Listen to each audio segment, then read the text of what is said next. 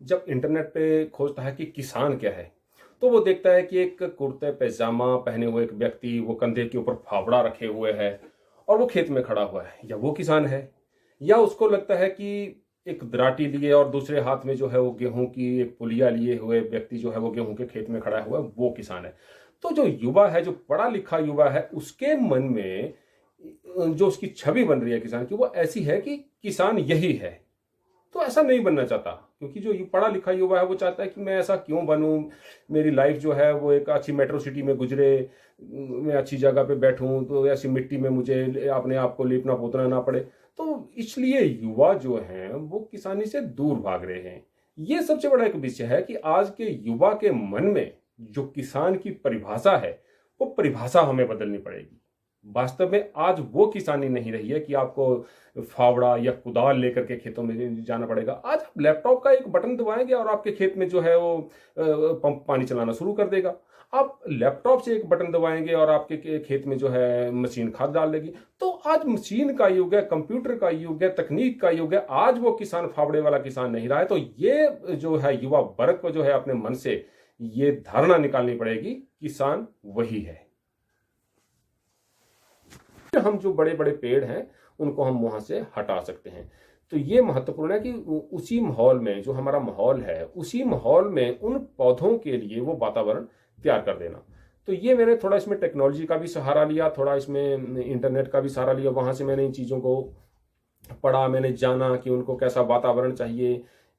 तो मैंने कुछ जो बीज है, सबसे पहले मैंने आज से 2 से 2.5 साल पहले जो था, मैंने विदेश से मैंने चाय के कुछ बीज मंगवाए। तो लगभग 2000 के आसपास मैंने बीज मंगवाए थे। तो उनको मैंने जर्मिनेट किया। तो उनको जर्मिनेट करने के बाद मैंने उनको पाला। तो मुझे लगा कि हमारा जो यहाँ का क्लाइमेट जो है बिलासपुर का, हालांकि गर्म है, लेकिन इनको हम थोड़ी छाँव में रख करके इनको हम पाल सकते हैं। और वो पौधे जो है, मैं कहना चाहूँगा कि लगभग 95% जो थे वो पौधे अच्छी तरह से वो ग्रो हो गए।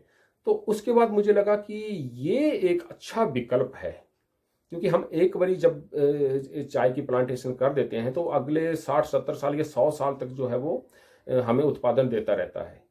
तो चाय महंगी भी है और हर जगह नहीं उगाई जा सकती। जैसे अभी हमारा समतल जो मैदानी क्षेत्र हैं, तो भारत में ज़्यादातर वही हैं। तो वहाँ पे तो चाय नहीं उगाई सकती, क्योंकि चाय के जो जड़ों में है पानी खड़ा नहीं रहना चाहिए। ये भी एक इसके लिए ज़रूरी है। तो वहाँ पे तो उगाए नहीं। लेकिन चाय आजकल जो है विश्व में सबसे ज़्यादा पिया जाने वाला जो पेय है, तो इसकी मांग तो बहुत ज़्यादा है।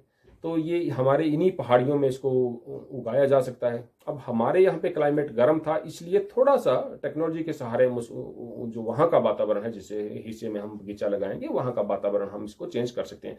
तो इसलिए मैंने युवाओं को खुद करके दिखाया कि हम कैसे ये कर सकते हैं। और आगे भी जो युवा लगाना चाहते हैं, मैं उनका मदद करने के लिए जो है हर पर मैं तैयार रहूँगा। हालांकि जब मैंने विदेश से बीज मंगवाए, उसके बाद उनको मैंने जर्मिनेट किया, उनको लगाया, जब वो चल पड़े, फिर मैंने टी वोड ऑफ हिमाचल के जो है उनकी मदद ली। तो डॉक्टर कंवर साहब हैं, उन्होंने मेरी काफ़ी मदद की इस मामले में। उन्होंने मुझे काफ़ी लगभग 2-2.5 हज़ार प्लांट्स जो हैं उन्होंने मुझे वहाँ से भी उपलब्ध कराए। तो उसके बाद जो है हमारे टी बोर्ड ऑफ इंडिया के जो हैं डिप्टी डायरेक्टर जो हैं मिस्टर दास जी, उन्होंने मुझे दार्जिलिंग टी और असम टी और उन्होंने और अच्छी अच्छी वैरायटीज़ के जो प्लांट्स हैं वो भी उन्होंने मुझे उपलब्ध कराए। तो आज हमने काफ़ी किस्म की जो चाय है हमने बिलासपुर में उगा ली है। और मुझे उम्मीद है कि जो युवा हैं बिलासपुर के, मंडी के, हमीरपुर के, खासकर साथ में हमारे सोलन के, तो वो इसका भरपूर फायदा ले सकते हैं, क्योंकि हमारा जो क्षेत्र है इसमें हम चाय उगा सकते हैं। तो अगर हम चाय उगा लेते हैं तो ये लगभग आपको 1 साल तक सिर्फ पालना पड़ेगा। 1 साल के बाद जो है फिर ये आपको उत्पादन देना लगभग शुरू कर देता है। तो उसके बाद आपको ज़रूरत नहीं है कि आप फैक्ट्रियों में जाएं, आप अपने परिवारजनों से दूर जाएं। तो विषम परिस्थितियों में आज हम टेक्नोलॉजी के सहारे जो है तो कुछ भी उगा सकते हैं।